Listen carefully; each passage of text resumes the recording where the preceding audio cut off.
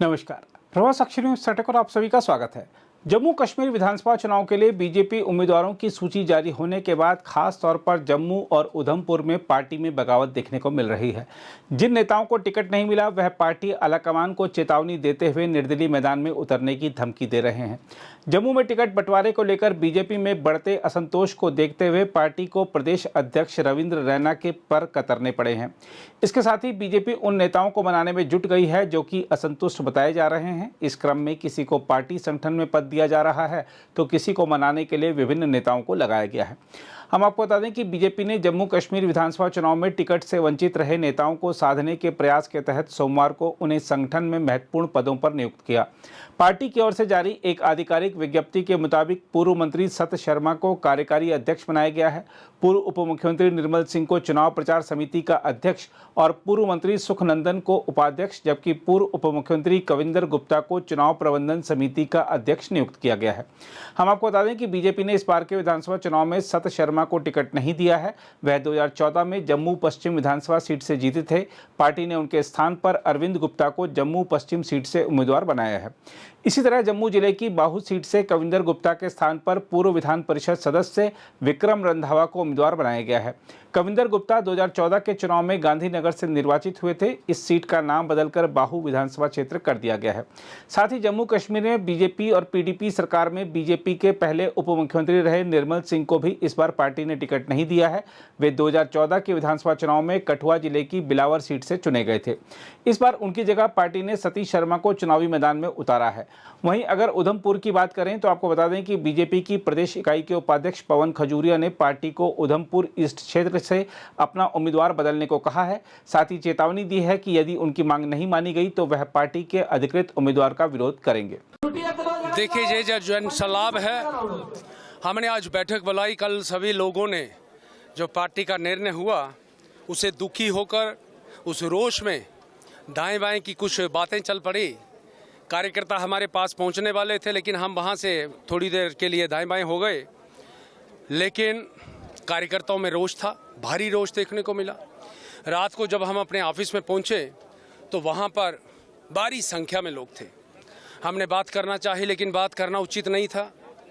बैठने की व्यवस्था के नाते उस जगह नहीं थी, तरह तरह की बातें थी।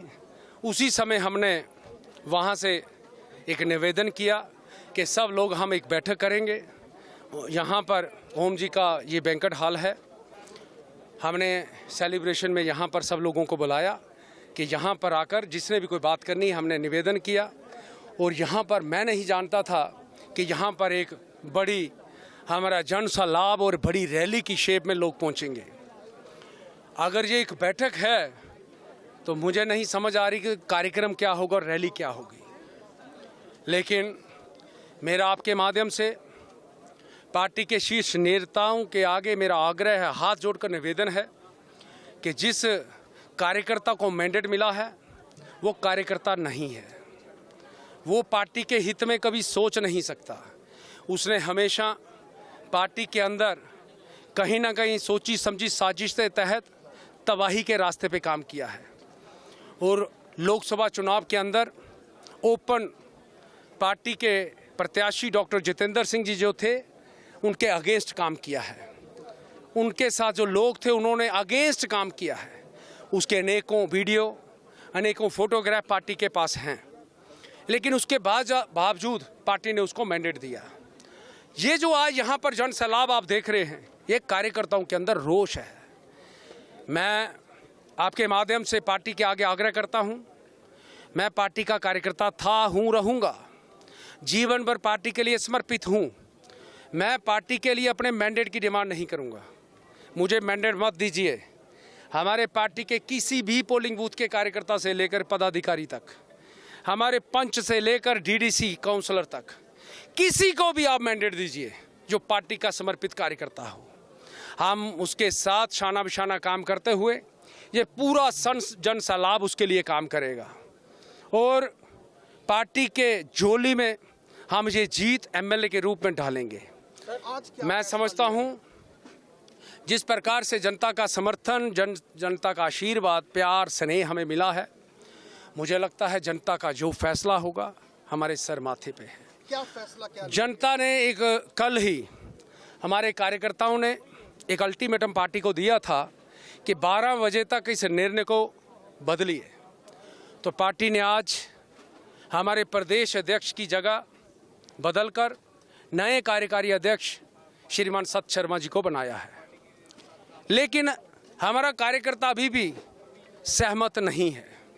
कार्यकर्ता चाहता है, कहता है कि हम इस मैंडेट को बदलने की बात कर रहे हैं। किसी भी कार्यकर्ता को मैंडेट दीजिए, हम सब लोग पार्टी के समर्पित कार्यकर्ता के रूप में काम करेंगे और हम पार्टी की झोली में ये जीत उसको सुनिश्चित कर उनकी झोली में डालेंगे। देखिए जी, मैं पार्टी के अंदर विभिन्न दायित्व पे काम करने वाला, मुझे लगता है मैं एक ऐसा कार्यकर्ता हूँ, ऐसे बहुत सारे कम कार्यकर्ता होंगे जो विभिन्न दायित्व पे काम करते हुए, जो हमारे पार्टी के कॉन्स्टिट्यूशन के मुताबिक दायित्व रहते हैं, सब पे काम करते करते मैं आज प्रदेश का उपाध्यक्ष हूँ। मुझे लगता है आज दुख भी है, लेकिन आज कार्यकर्ताओं की भावना को समझते हुए कि कार्यकर्ताओं का कहना है कि अगर आपके जैसे कार्यकर्ता के साथ ऐसा धोखा हो सकता है और केवल इस बात को लेकर कि आप समर्पित कार्यकर्ता हैं, दूसरा इंडिपेंडेंट खड़ा होगा। अगर इस नाते से मेरे प्रोफाइल में कमी है तो कार्यकर्ताओं का मन सीधा है। जे आपने पूछा कॉन्स्टिट्यूशन में, मैं समझता हूँ जितने पद हैं उतने कार्यकर्ता यहाँ थे, जितने पदाधिकारी हैं वो इतने कार्यकर्ता यहाँ पे थे। मुझे लगता है ये हज़ारों की संख्या में जो जन सैलाब आपने देखा, ये पार्टी की, मैं समझता हूँ, रीढ़ की हड्डी हैं। ये एक एक कार्यकर्ता नहीं, ये वो कार्यकर्ता हैं जिन्होंने पार्टी को अपने खून से सींचा है। ये वो पार्टी के कार्यकर्ता हैं जो पार्टी के तौर पर कहीं चले जाते हैं तो लोग कहते हैं भारतीय जनता पार्टी आई है। आज मैंडेट जिनको मिला है, जो पार्टी की बात कर रहे हैं, वो नकली बीजेपी बननी है। मुझे लगता है आने वाले समय में परसों असली और नकली का फैसला जनता देखेगी और मुझे पूरा विश्वास है कि जिस प्रकार से जनता का जन समर्थन हमारे साथ जुटा है, हम सब लोग परसों नंद पैलेस में ठीक 11 बजे इकट्ठा होंगे। आगे जो जनता का निर्णय होगा हमारे सिर माथे पे होगा। हमने कहा कि 11 बजे परसों जनता का जो आशीर्वाद, जो प्यार, जो स्नेह हमें मिला है, जनता का जो फैसला होगा हमारे सिर माथे पे। हम आपको बता दें कि जम्मू कश्मीर विधानसभा चुनाव 3 चरणों में होने हैं, जिसमें पहले चरण के लिए मतदान 18 सितंबर को, दूसरे चरण के लिए 25 सितंबर को और तीसरे चरण के लिए 1 अक्टूबर को मतदान होगा। बीजेपी ने तीसरे चरण के चुनाव के लिए छठी सूची जारी करने के साथ ही अब तक 62 उम्मीदवारों के नामों की घोषणा कर दी है, जिनमें कश्मीर घाटी के 20 उम्मीदवार शामिल हैं, जहाँ बीजेपी विधानसभा चुनाव में अभी तक अपना खाता नहीं खोल पाई है। अगर आप भी लेना चाहते हैं देश दुनिया की तमाम जानकारी तो आज ही सब्सक्राइब करें हमारे चैनल को। साथ ही नीचे दिए बेल आइकन को जरूर दबाएं ताकि हर अपडेट आप तक पहुंच सके।